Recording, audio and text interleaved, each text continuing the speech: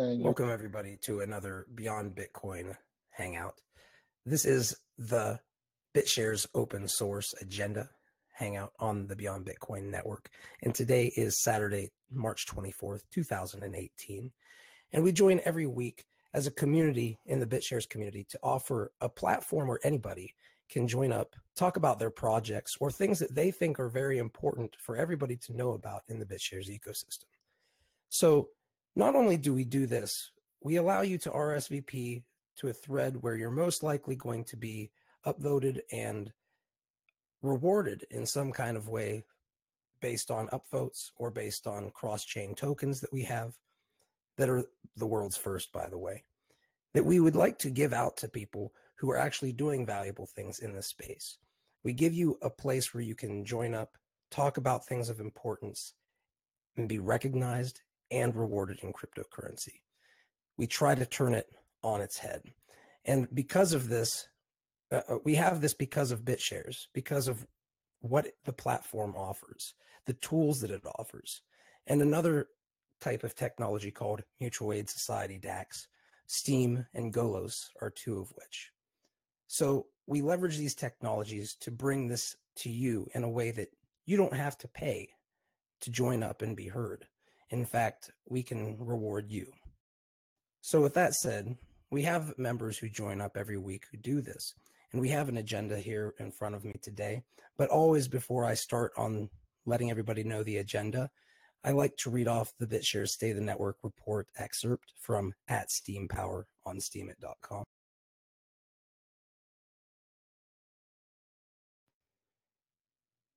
Number one. In the interest of transparency and to provide greater visibility in relation to committee proposals and decisions, the committee has launched a new website, committee.bitshares.works. The website is provided by the BBF, which is the BitShares Foundation, to serve as a central hub of committee-related information.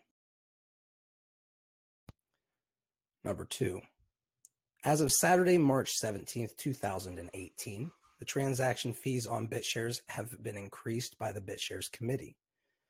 Due to the decrease of the unit price of BTS, an increase in the price of fees was required to align with the agreed upon USD values.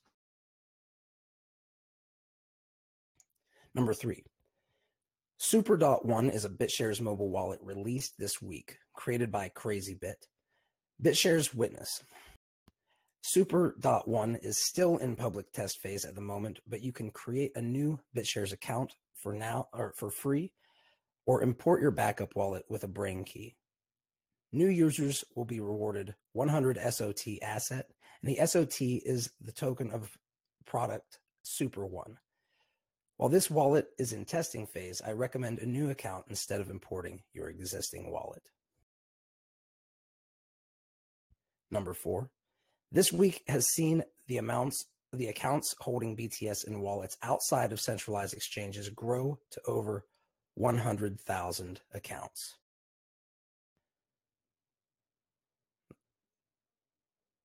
Number five. There is currently a proposal raised by BitCrab to use funding from the reserve pool for open market operation on the USD and CNY smart coins. This is designed to increase liquidity in the markets. More info on committee.bitshares.org.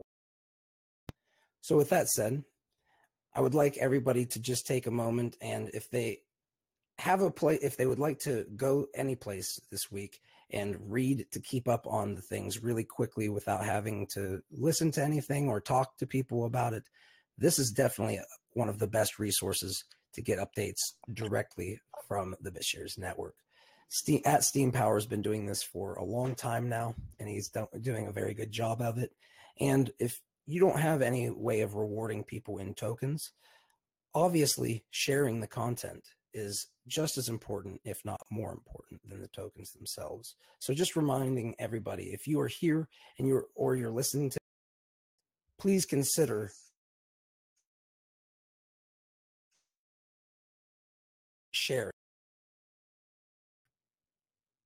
Okay, now with that said, It's going to be on for the BitShares State, the BitShares agenda.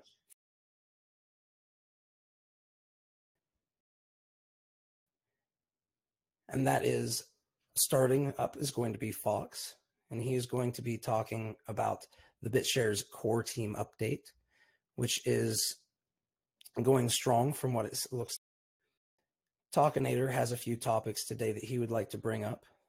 Then we have props for crop. Hey, everybody. And we have Dahaz159, who's going to be talking today. And then there is Raha Manali, who I just want to let everybody know, I love the work that you posted. I would love to talk about it, but you posted it a little bit too soon.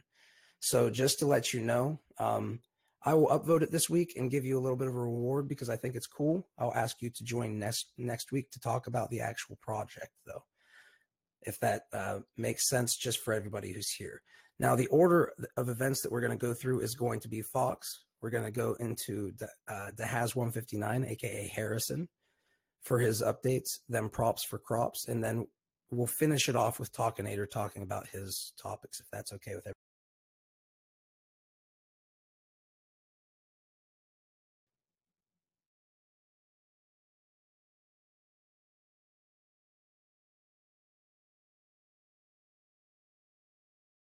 You guys hear me? I'm ready to go, Fuzzy. Okay, please go ahead and step up, Fox. Just want to make sure that you guys heard me because something just happened. Fox, please step up to the plate and give everybody your update. And I'm going to step back and I'm going to just check. All right, good morning. Thanks, Fuzzy. Appreciate the opportunity to be here, as always, guys. So I'm Ryan R. Fox, and I am the coordinator for the BitShares core team, and wanted to give everybody an update about where we're at and where we're going.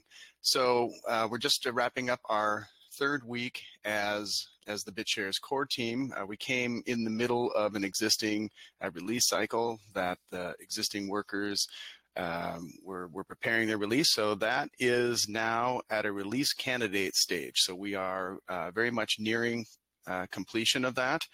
I wanted to just remind everybody where they can go and track our work, where you can find out and keep track of us. Of course, you can go to the GitHub repository. That would be github.com/BitShares/BitShares-core.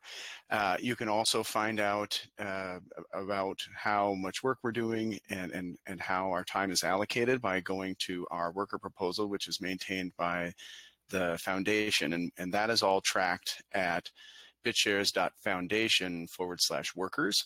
And in there you can find all of the workers that the foundation supports, and then ours is the core team. So take a look at that. Keep inventory of all of the efforts that we put in each week there. So that's how you can find out what we're doing, and of course you can get involved by going to the GitHub repository and watching our issues and contributing there as well. So let me just tell you a little bit about what is in this release candidate. We pushed it out into the testnet. So we have a code base that we are testing right now on the testnet, and I want to remind all of our active witnesses that you are highly encouraged to download this code base, run it in the testnet, and supply your feedback to everybody. And of course, anybody is welcome to participate on the testnet, download the code, set up a node, and we can get you voted in to be a block producer within that testnet. That's one of the first ways that we want to encourage new block producers to come into the ecosystem is to jump on that testnet and begin producing blocks there. So you'll get voted in there for sure. Again, what you want to do in order to get this release candidate is to go to the GitHub repo for BitShares-core and then switch your branch to testnet. We'll get it downloaded that way and set up. So what's in this release? We've got a series of enhancements that include security enhancements to FC, many new API calls, enhancements to some of the existing calls that are in there, and a handful of bug fixes as well. So One nice thing about this release is that BitShares will be entirely MIT licensed now. So we received approval from Dan Larimer to get the FC library licensed under MIT, and we also removed the readline library. So now release will be fully MIT compliant, which is nice.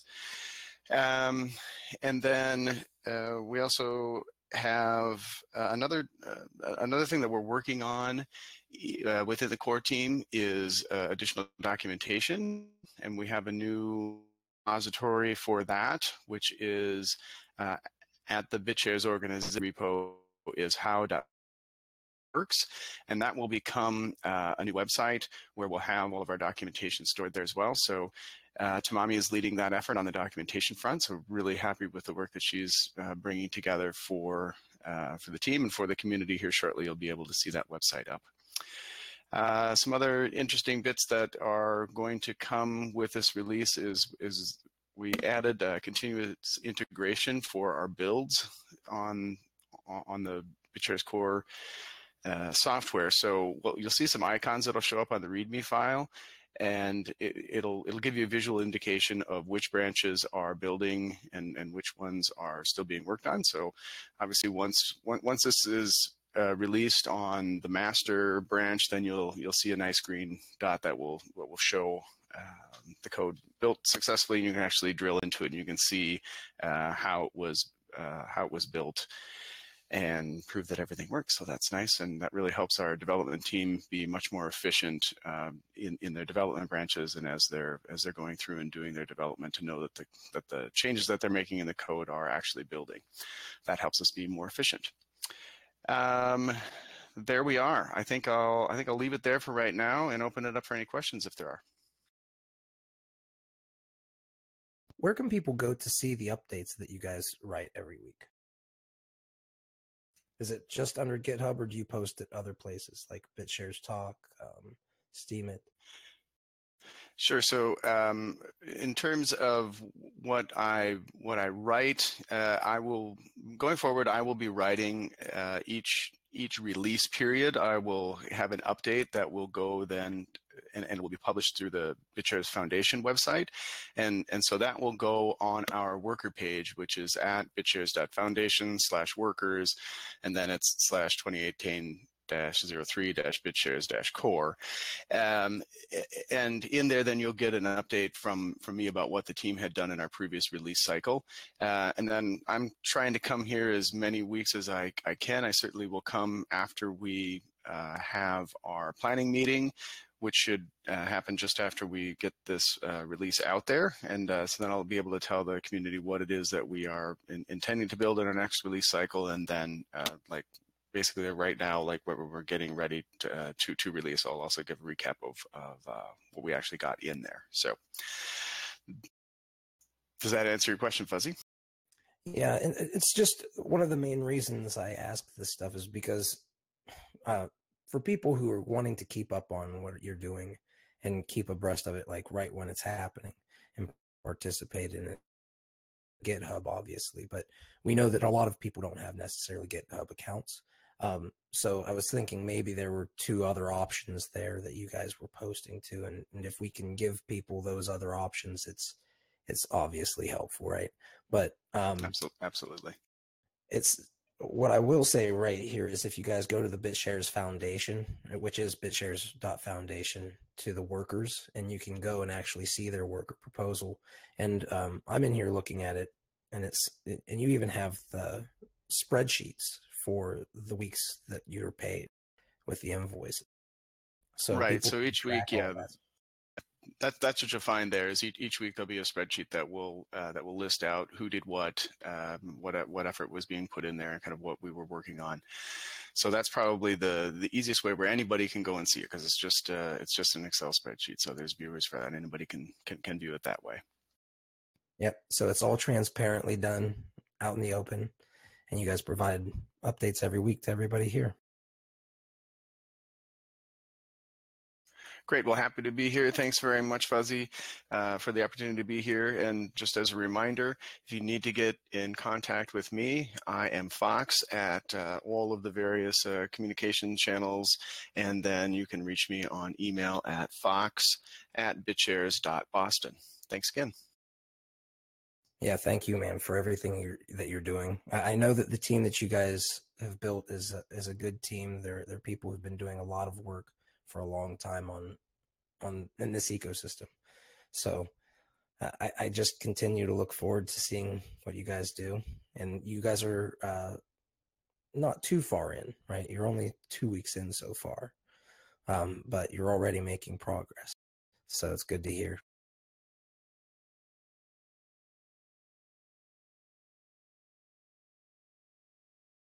Now, with that said, Harrison is here today to talk about Ezira Network and give some updates on that front. And I just want to make sure, Harrison, are you able to talk right now? Yeah, I'm here, Fuzzy. Okay, good deal. So, Harrison, you have some updates. I'm going to go ahead and I'll step back. I'll let you give your updates and talk to everybody a little bit about the Ezira Network. But first, I'm just going to ask you to explain exactly what Ezira Network is, just in like a sentence, and why you're here in the BitShares ecosystem talking about it, so people understand a little bit more about it. Yep. Okay. Thank you, Fuzzy. So, essentially, Ezira is an early-sized autonomous corporation that plans to be a distributed social media and business platform. So, what Ezira will enable everyone to do is make posts and receive cryptocurrency rewards, use those accounts to create digital businesses, and use the funds on their Ezira accounts to make fast, free cryptocurrency payments. So it'll be based similar to the system offered by Steem, but with a lot of improvements and a different token distribution at the start of the network. So some of the updates that we have on the Ezira project is we have released the Ezira outline, and the Ezira outline is a document that is 5 pages long and explains the Ezira Network project very simply and very concisely. So people can access the Ezira outline at ezira.io/outline, and from there you can see the document that describes pretty much everything that the Ezira white paper describes in very simple, non-technical language aimed at a regular user, and in such a way that it can be understood by pretty much anyone in under 5 minutes. So that's the main announcement that we have this week. A few other things that we'd like to bring up at the Ezira Network is last week we had completed our infographic competition, and one of the options for the winner of the infographic competition was to decide which community organization that the Ezira team would be donating $300 to. And there were 6 different choices between the Bitcoin Cash Foundation, WikiLeaks, the Electronic Frontier Foundation, the BitShares core team, the Ethereum Foundation, and also the Steem Park Initiative were the 6 choices. And the winner of the competition chose the BitShares core development team as the recipient of a $300 donation from the Ezira Network. So after this chat, I'll definitely be looking to make that donation to Fox as a representative of the BitShares core team to help out the development of the BitShares chain that we rely on and that we definitely appreciate all the work that is done for. So we would like to thank Fox and all the work he's doing to help us improve the BitShares network together. And yep, so I'm seeing the account that I was sending a $300 contribution to the core budget of the BitShares team, as directed by the winner of our infographic competition. So some of the other thing, yeah, thank you. Thanks so much. Really appreciate the donation. That's great. Thank you for the work that you're doing for the ecosystem, Fox. Very appreciated. You're welcome. So going forward, Ezira has made a few progressive moments over the past few weeks since I was last on. The funds that we've raised now well and truly exceed $20,000, and we've also opened up contributions to other cryptocurrencies, including Bitcoin Core, Bitcoin Cash, Ethereum, and also direct BitShares contributions by placing some units of Ezira on those market trading pairs. So getting back to Fuzzy's original question, one of the reasons why Ezira likes to make project announcements in the BitShares Hangout is because we are first and foremost operating our business on the BitShares blockchain. So the Ezira account on BitShares is the financial hub of the Ezira network. That's where we will be operating the finances of the Ezira network from. And also Ezira will be share dropping on the BitShares token upon mainnet release.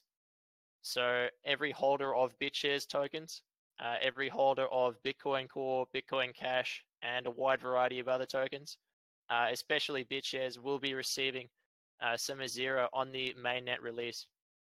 And that's to help distribute the Ezira assets widely to as many people as possible. So we're going to be including 10 different cryptocurrencies in the initial share drop of the Ezira balance. So that means that millions of people around the world will hold some Ezira on the mainnet when it is released. So getting forward to the project updates, we have managed to secure the commitment of 2 full stack developers, and they are going to be starting development of the Ezira testnet completion of the preliminary IC.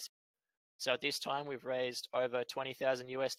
We're accepting new cryptocurrencies with new trading pairs, and you can see the progress of the Ezira network at ezira.io, or you can join the Ezira Telegram channel or the Ezira Discord channel at Telegram, or the Telegram channel is at Ezira Network, and our Discord channel I'll link to in this Discord chat here. So I'll open up the floor to any questions you guys might have about the progress of the Ezira network or anything to do with Ezira in general. What is the first thing that you're planning on working on specifically? Are you guys going to be focusing, like your devs that you've just recently got? Yep. So the first thing we're going to be focusing on is building a fork of Steem from source and beginning to implement the new transaction objects to implement the new features of Ezira, such as view transactions to allocate rewards to the viewers of posts and to allocate rewards to the supernode hosts that hold the files in IPFS. We're going to begin work on getting IPFS integrated with the Graphene blockchain ecosystem. We're going to work on the interface that people will be viewing Ezira from. So we'll be starting the interface from scratch and writing that in React so that there's a fast, fluid, and dynamic interface across mobile and desktop devices to actually see the Ezira blockchain and to read the posts and to make transactions onto the blockchain.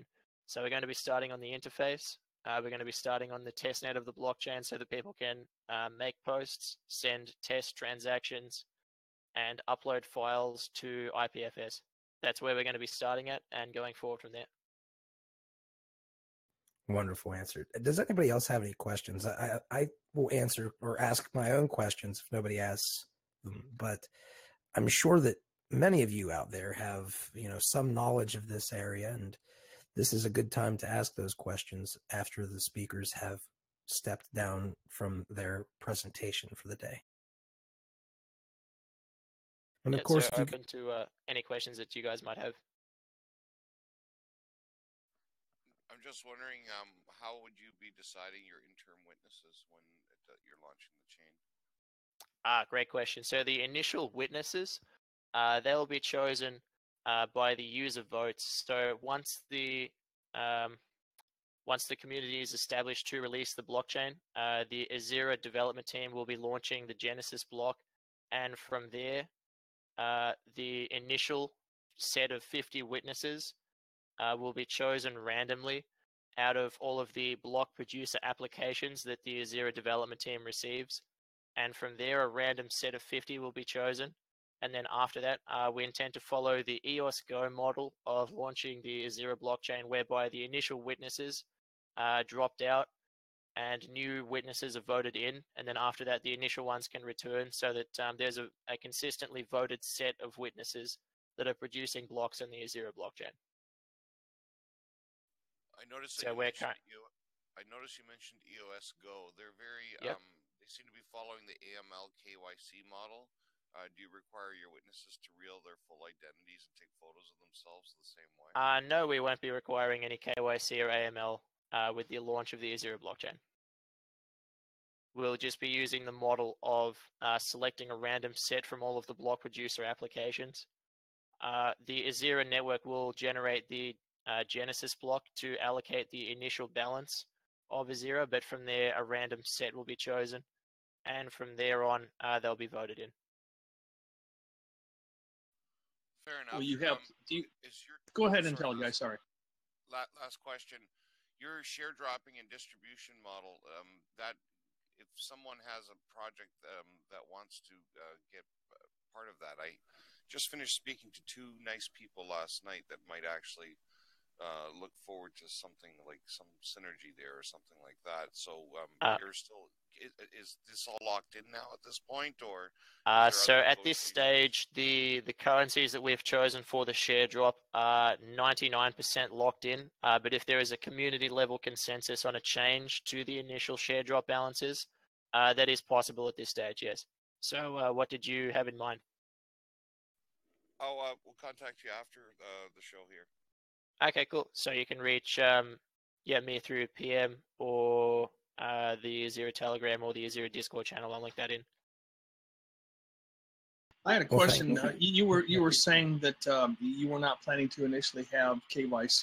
Do you have plans to incorporate that at any point down the line, or is it just too hard to anticipate that? It's fairly difficult to anticipate the regulatory scenario that we'll be facing, but at this stage it'll be based in Melbourne, and at this time we've not registered a company or an organization that will be acting as an overseer. It'll be a group of individuals acting as the developers, and from there on it'll be an elected set of executives that'll be pseudo in charge of the network, but it will be decentralized from there. Very good, thank you. Harrison, can you tell us what Ezira means? I read the entire white paper and didn't see an explanation. So the name Ezira doesn't have a particular meaning. I just chose it because I liked how it sounded. Right on. Yeah. So that's more of a branding point. It's not based on anything. It's a new word that it's a novel word. So I essentially made the name with the intention of it being a new word.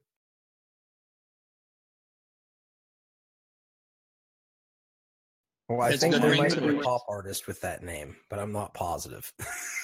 But what was that one, Fuzzy? I said there might. I think there's also a pop artist who has that name. Might not be spelled the same way though. If there is, I haven't heard of them. Well, if they do exist, then you can grab them and have them as a sponsor. Yep. Anyway, sounds like a funny idea. Well, you never know how it'll reach the masses.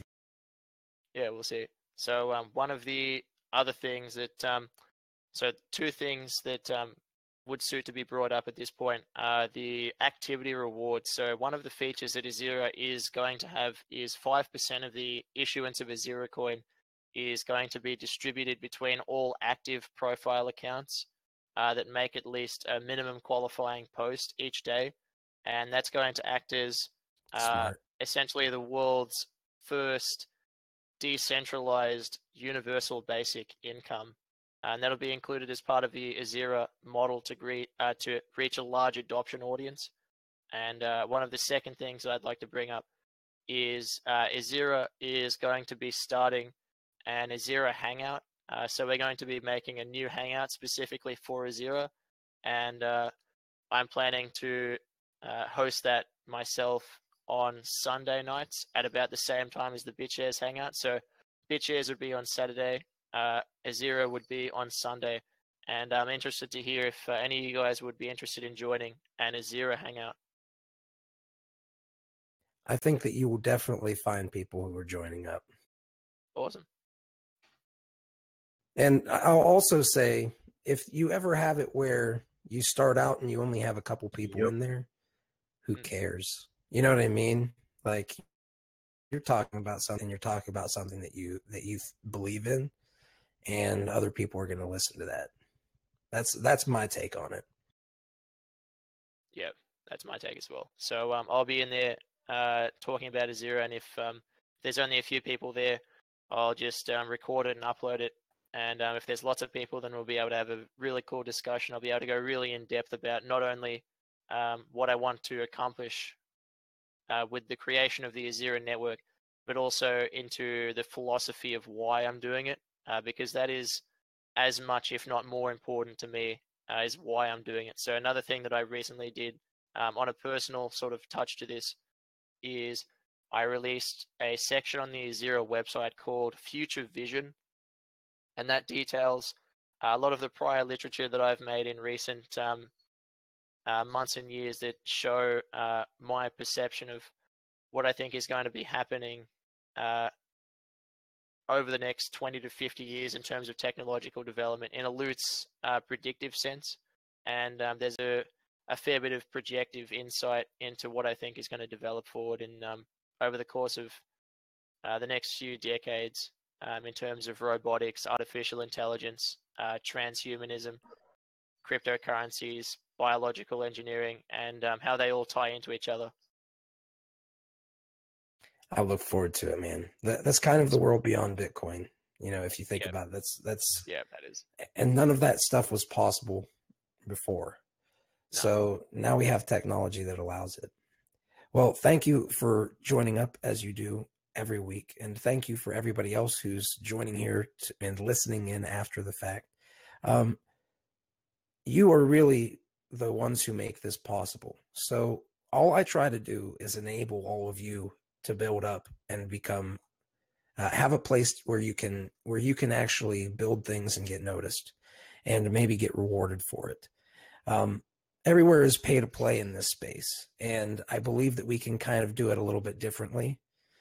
So that's the way that I try to do this. So all I will ever ask of you is that, you know, you don't have to give money to any of this stuff, but the people who are here, you know, even if you take the content that when these people are talking and just share it to people who you think would agree or that would resonate with the idea, whether they would agree or not, I guess is the best way of saying it. Sharing it with those people and sharing it with your networks of friends in an organic way is about as powerful as you can get. And I hope that you all consider the fact that just taking a couple minutes to share something that is valuable and help to teach the other people out there who might not have ever known about it is one of the most powerful things you can do, whether you have money or not. So I just want to, I know that I plug that a lot, but I prefer to plug that more than any project I have, more than anything else I'm doing, because that's how we move forward with this. And we're in a pretty interesting place in this world, and we're going to need this technology, and we're going to need to use it right. So I hope that we can all come together and recognize that and just recognize how valuable you guys really are. So thank you for everybody who makes this possible, because it's you guys who make this possible. Now, with that said, there is somebody who's going to be talking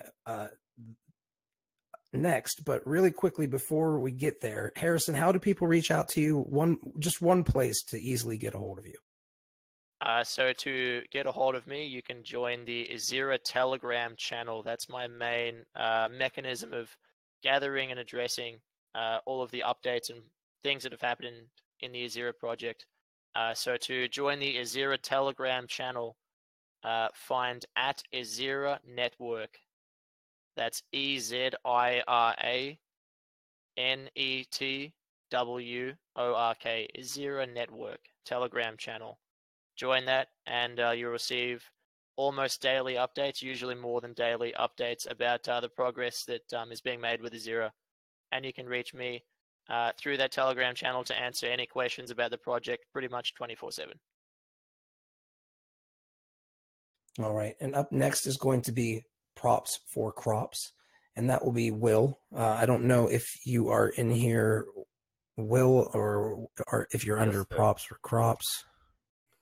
Yes, sir. I'm here today. Okay, How you doing, Fuzzy? Okay, cool. I see you now. Well, thank you for joining up. I know that we tried to get you on a couple times before, but better to get it done someday. That's right. And good times. Persistence rewards you, right? Yes, sir. Absolutely. We're having a good time. Thanks for having me on today. I really appreciate everything you guys are doing. Well, we appreciate what people like you guys are doing. You guys are building things with this technology, and you're trying to help the world in different ways and build your passions using something that never before existed. So it's pretty much like walking through a cave with a candle that's not lit sometimes.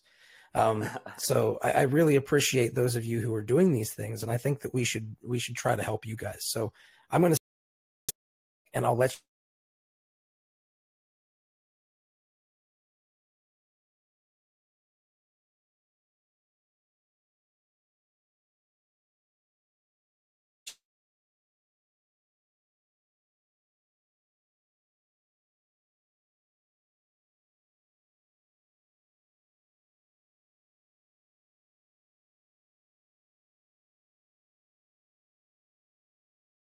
Plant, and I thought of it about 5 years ago. So the whole intention from the beginning was to have some sort of a gamified feature or a currency, an alternative currency of some sort attached to the leg feature of it, and tried a bunch of different things. And when I thought of it, I was pretty much like, completely computer illiterate except for Facebook and email, essentially. And but it struck me as a good idea that I should probably figure out how to make it a reality. And so we got it going in 2013, just in my hometown, and we had a good time. We got ad sponsors, and it was local, and it was fun, and it works, So we kind of built a buddy press WordPress site to make it happen. But shortly thereafter, I moved out here to Denver, Colorado, and kept learning computer stuff and just basically just nose to the books all the time here in Denver, figuring out how everything works. And and I saw Steam it in 2016 in August, and at the moment I was like, oh well, there's the solution to the monetization of the site.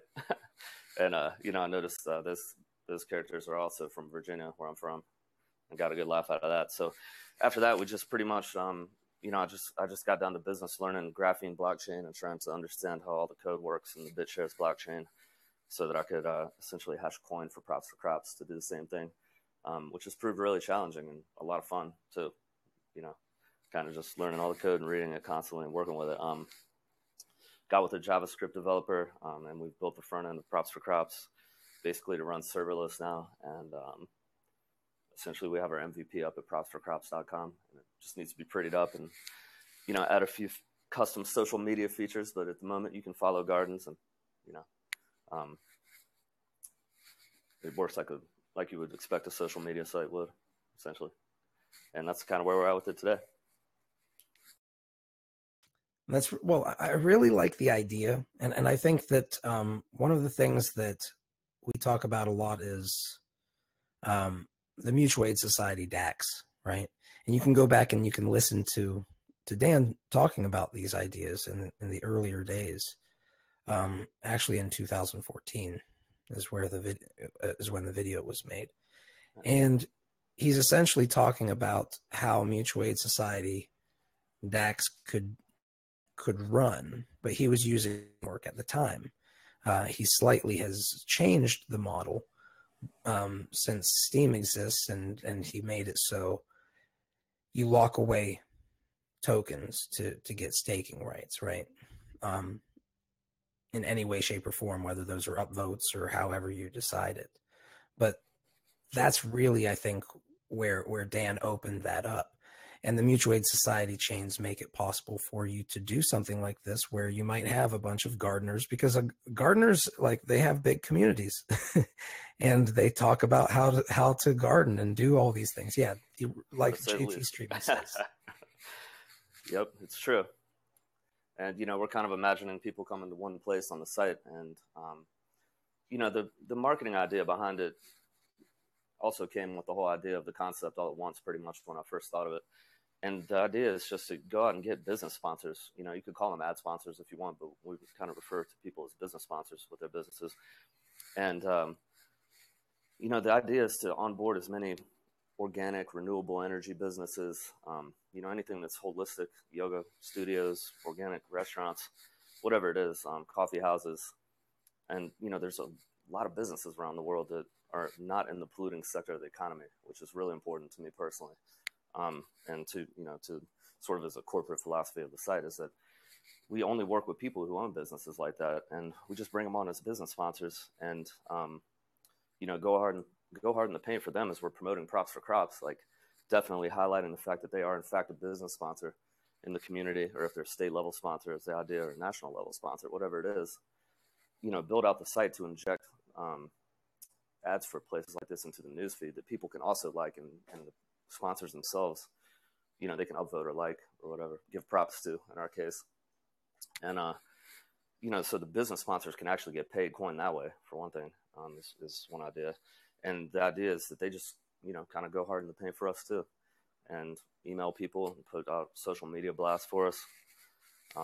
And we do the same thing for them, and just grow the organic sector of the economy, for lack of a better way of describing it. It's kind of the idea. And at the same time, the business sponsors give a 10% discount is what we ask on any of their services or goods. So, you know, if it's a cup of coffee that's organic at your local coffee house, and you know, you can show them that you have a Props for Crops garden account growing, and essentially they'll, you know, give you 10% off of their swag, essentially, for lack of a better way of describing it. Yeah.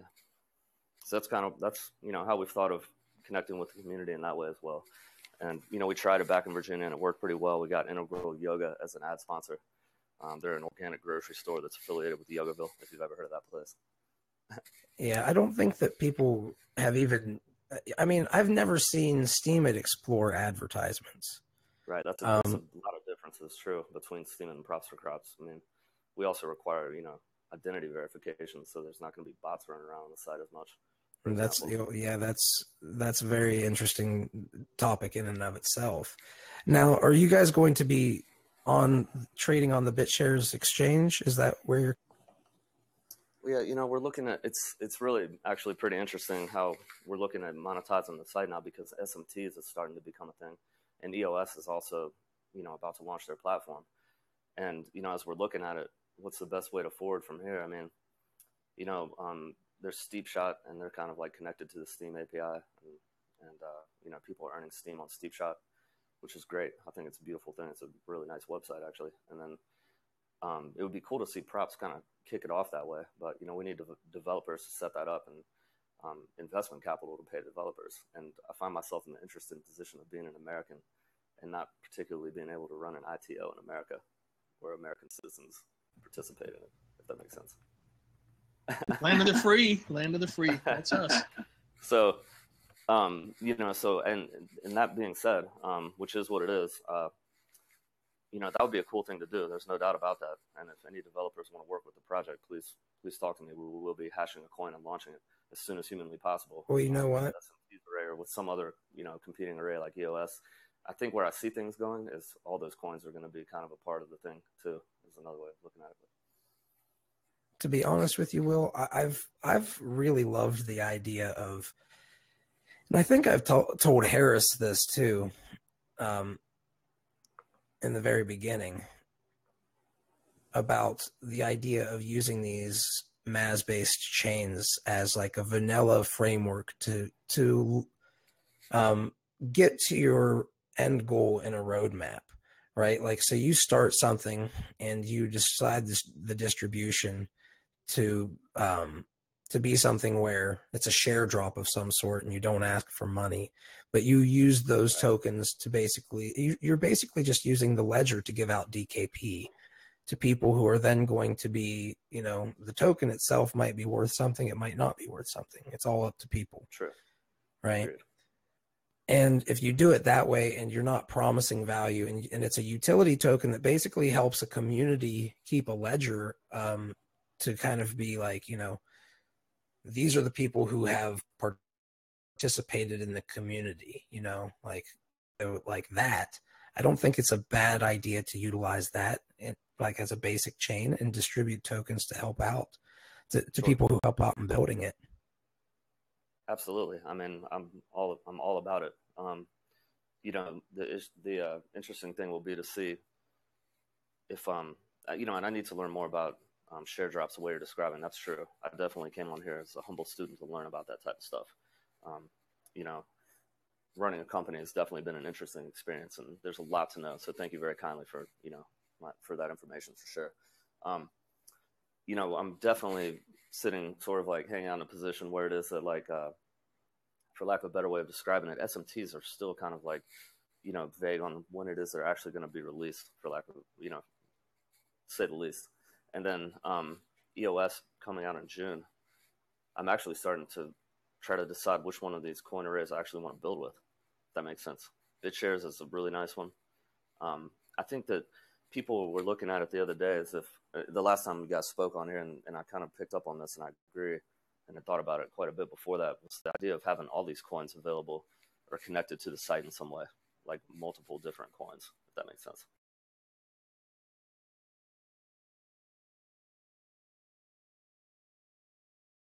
Yeah, so this is what I would say. I would definitely say we should talk a little bit about it at some point in time. I don't mind talking a little bit more about it, but I would like to get more into the BitShares centric things today too. Yes, sir, absolutely. But we can discuss how we can, help you behind the scenes and also help BitShares, because this is a BitShares hangout, and I do love talking about things that would be, working with BitShares in some way, shape, or form on this hangout. But I also want to make sure that the community who's joining for BitShares related things specifically get the experience, get to understand and listen to everything, all the updates on that front. So yes, sir, absolutely. I would definitely. Yeah, let's talk behind the scenes though, because I think that we can create this stuff. I think we can create value, man. I really appreciate that, man. I've been working on this hard for 5 years now, and it's been a lot of work and a lot of fun. I've learned quite a bit, so thank you very kindly. Absolutely. No, thank you to you guys. And how do people reach out to you if they want to contact you directly and talk to you about this project or anything else that you would like to be doing? Yes, sir. Please feel free to shoot me a link at allorganic@protonmail.com. Allorganic@protonmail.com. I'm Will, and you can reach me there with any questions or anything you want to chat about. Thank you for everything you do, man. And again, for everybody who's here, thank you for joining up to these hangouts. We distribute the world's first cross-chain tokens because they're made possible between BitShares and other mutual aid society chains. We have multiple different things that exist today because of the technology that exists between mutual aid societies and BitShares. And the fact that this powerful tool exists really just blows up out of the water any claims that EOS and all this technology is all vaporware. BitShares alone is the longest chain in the world at present, and I think it's very important for people to recognize it. So I appreciate everybody who's made BitShares possible, who's been here from the very beginning, and those of you who have not been here from the very beginning, but as soon as you understood it, you said, where else could I go, right? So thank you to all of you guys, and we'll go ahead and we're going to get into Talkinator's has 3 topics. I think we can give him probably 15 to 20 minutes to give his updates on those fronts. And I think it's a great way to end these hangouts is with Talkinator's silky smooth voice. So Talkinator, feel free to step up to the plate and I'll step back. Hello, everyone. Thank you. Just to double check, can you hear me? Perfectly. Very well. Great. Thank you. Hello, everyone. The first topic that I was going to bring up was about the bitshares.org domain. That domain and the website, which had been owned by Stan Larimer or Cryptonomics, one of those two, has now been transferred over to AP Asia Tech. And he has a post about it describing some of the reasons behind it. One of them is just complimenting AP Asia Tech for what they have been doing lately, that they're proactive, and also that they have actually been supportive of the community. And in addition, kind of touching on the issue of having a separate organization, apart from, let's say, the BitShares Foundation, from having control of that domain and website. And they thought it was important that just to emphasize the decentralized nature of various parts of the BitShares community. And I think those are the main points. So I don't know if anybody else wanted to discuss any other aspects about that. Yeah, the last time that last week we were bringing this, we didn't have the time to talk about it.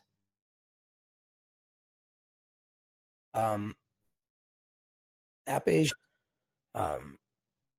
changeover. So they are not full-time owners of it forever. It seems more like a test, at least from what I read whenever they were working on the paperwork together. So it seems like this is going to be for 1 year, like a trial period to see what they do with it. And we can we'll probably be revisiting this in the future at some point. Boy, I'm glad to hear that. That sounds like a really good approach. Yeah, I would have been kind of iffy on it if there wasn't that, because we all know who've been here from the very beginning, a lot of trust needs to be earned. And there are a lot of people who will come on and say that they're going to do things, and they might even do things for a little bit. But you kind of need to force almost an extended kind of trial for big things like this, to make sure that the people are more than willing to do this type of stuff. And the fact that they're willing to sign an agreement like that means a lot too, right? Yes, that's right. And also, according to the post, that they will be hosting it. They will be hosting it for zero cost. Yeah. I guess during this year. Well, not zero cost to them, but zero cost to BitShares. Yes, that's what I meant. Yes. Continue on talking, Andrew. I think another thing they've stated, and I don't think the two things are not related, but it has been mentioned that soon on that website there's going to be a new website going up at the BitShares.org site. But I believe those two things are separate. Yeah, I think that it is separate, but I look forward to seeing everything whenever it's up, because I think that there are some things that need to be changed. I saw the first version of it and I liked it, but I would like to see what they end up with in the very end of it. I haven't seen that yet. Mm-hmm. Yep. So then a little related also, another BitShares related domain has also switched control. This was the BitShares-Talk.org domain and website, and that is now controlled by the BitShares Blockchain Foundation. And just to give credit, because I don't think I mentioned this in my post, but I think throughout all this time, so for those who might not know, BitShares Talk has been a forum for the community for many years. Since and the beginning, really. How long? Since I would say since pretty much the very beginning. Yeah, and I believe maybe you can help me out on this too. It's been maintained and operated for just by BitSapphire, I think possibly for little or no compensation during that time. Yes, little to no compensation. And they actually put in one advertisement at one point in time, and it was like a big deal. Oh. In the community at the time. They were like, I hate advertisements. And they were like, well, we don't even pay for all the services with this. It just kind of helps cushion the blow. Yeah. But yeah, they ran it for a long time, and I have to give them a lot of respect for that, because they didn't have to. Right. So I think I wanted to say thank you to Bit Sci-Fi for doing that all this time prior to now. Definitely. So now the BBF now is in control of this domain and site, and at the moment, I don't know if there are any changes that are planned, but it is there now. So that is just good to know for everybody to know. I would love to see us maybe what we can do this once the BitShares forums are up. But I would love to see us reach out to them and maybe do like a worker proposal as a community to get them refunded for the money that they've spent at the very least. Yeah, you're talking about Sapphire. It's definitely worth talking about for all this time. Yeah, because I know several people have mentioned about like just how, if for no other reason for archive purposes and historical reasons, but it's been very valuable, all of the discussions and some of the technical content that have appeared there.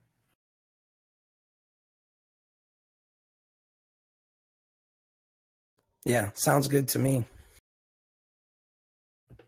All right. And then the last topic that I wanted to bring up was originally inspired actually by two people, both by Stan Larimer and also Cryptic, with their discussions about how to be sensitive about different tokens that are out there, and how either you as an individual or other groups, or let's just say other groups, can assist or enforce detecting possible tokens which might be scams. So here, what I'm going to discuss today is just some of the ways that you as an individual can try to look out for protecting yourself against scam coins. So I just pulled together some of these thoughts, and then I'm going to be emphasizing also a couple of points that were specifically brought up by Cryptic. So I think one of the points that is, I think, worth considering is that whenever you hear about any token or project, you might want to assume initially that it's a scam until you do your own research to convince yourself otherwise. So that's just my own personal recommendation. You might want to look at who's behind the token, what their track record is. And also, if a person does have a bad track record, it doesn't, possibly they've learned from it. So it doesn't necessarily mean that this current effort is also going to be problematic, but it's just something to keep in mind. The third point that I brought up is what can you do to verify whether any of the information that is claimed is true? Can you check it yourself somehow? Alternatively, this is fourth point, which is if you can't check it yourself, do you have somebody else that you trust, a third party, who might have possibly the means to check it themselves? So that's one thing. And that also depends on, how do you trust that third party? Just something to think about. And this is just a good time. I hate to plug it, but this is the people who join these Hangouts and they consistently give updates is such a great way, or even running their own Hangouts, right? When you have people who are doing those types of things and they're consistently doing it, and they're showing progress, and they're willing to go online in front of everybody and answer questions in the case that people might feel like they're being screwed by them or that they're scamming them. If you are willing to do that and subject yourself to that as you're building this stuff, I think that's one of the biggest indicators on whether I'm going to support something or not, like personally, in terms of spending a lot of my effort to do it, right? So for instance, I look at people like Harrison who come on and they talk about this stuff like quite frequently. And I look at Fox and I look at Talkinator, those are the people who, when they're doing these things and they're doing it without being asked and they're willing to be transparent about it, I think it's one of the best things in the world, and probably one of the best indicators, if they're willing to be there and answer difficult questions from people like IntelliGuy. You know what I mean? Like who are like, oh, well, I've dug into this now. And what about this? If they're willing to do that, that's a heck of an indicator. Sure. Now, also to be fair, I mean, some scammers, to their credit, will be persistent and hang around for a long time, right? So longevity alone isn't a good indicator, but it's, you know, it's something definitely to consider. And I think now here's a particular point that was brought up by Cryptic, which is, let's say the token is out there, and apparently many people will just look at any particular market and to see how much activity is going on for a particular token. And so Cryptic here was just bringing up the possibility how volume can be faked to suggest that there is actually a lot of honest trading. So here he brought up an article about wash trading, which can be, what's the purpose of this, of trading against oneself, so that it creates volume and makes the coin look more popular than it is. So it's the illusion of volume, so fake volume. So just one thing to keep an eye out for. And especially, this is one of the benefits of the DEX. The DEX helps, although it cannot guarantee, but it helps to see who is actually doing some trading on any particular pair of assets.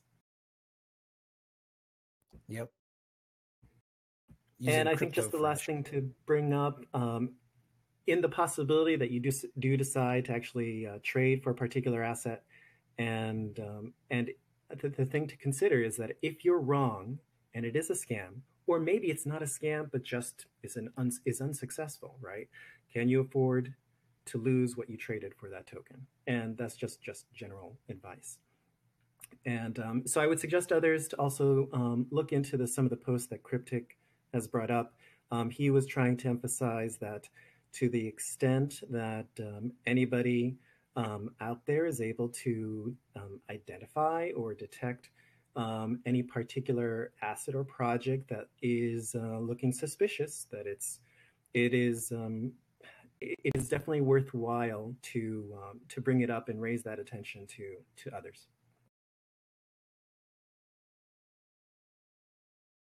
So thanks for your time. Thank you very much, man.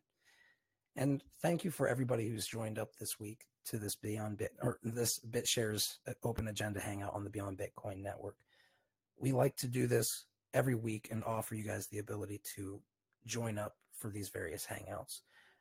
Be part of the community. Be part of the history that we're building here, because this technology is, let's face it, guys, we are on the technology that exists today. There are very few people in the world who are using this technology like we are, right? And that becomes a big responsibility. So through transparency and doing what we do and showing the value that we want to bring, we can teach the world about what we're doing and show them the right way of doing things. Now, with that said, thank you guys for joining up, and please share this content, and please also check at officialfuzzy on eostalk.io and steemit.com or busy.org. And that is a good way to check out all of the various initiatives that we're running, and we're giving out Beyond Bits and EOS Bits and Milk tokens, and all kinds of other tokens are starting to be distributed to people who participate in community initiatives for coins and projects that are trying to bring value to the world. And with that said, thank you everybody for joining up.